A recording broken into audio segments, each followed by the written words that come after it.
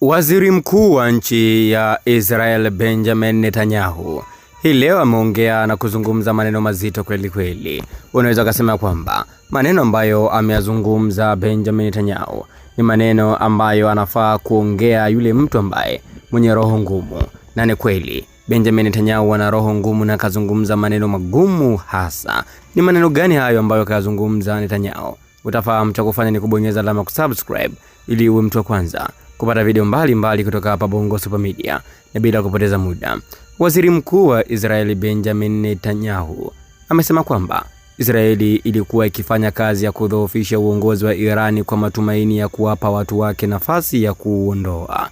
Na nukuu, "Tunadhoofisha utawala huu kwa matumaini ya kuwapa watu wa Irani fursa ya kuondoa." Mwisho kunukuu.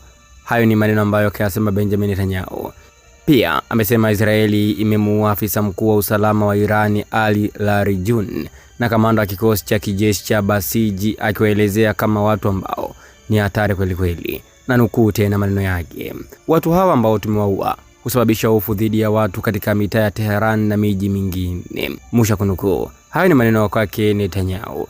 Netanyahu pia alisema Israeli ilikuwa ikishirikiana na Marekani na kuwasaidia washirika wa Marekani katika Ghuba ya Uajemi kupitia mashambulizi yasiyo ya moja kwa moja na vitendo vya moja kwa moja. Mwisho kunukuu.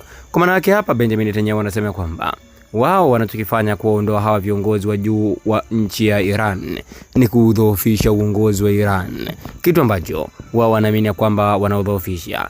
Lakini kila siku ripoti inapotoka kwamba kiongozi mmoja wa Iran amefariki dunia, basi wananchi wanaendelea kushikamana na kuomboleza.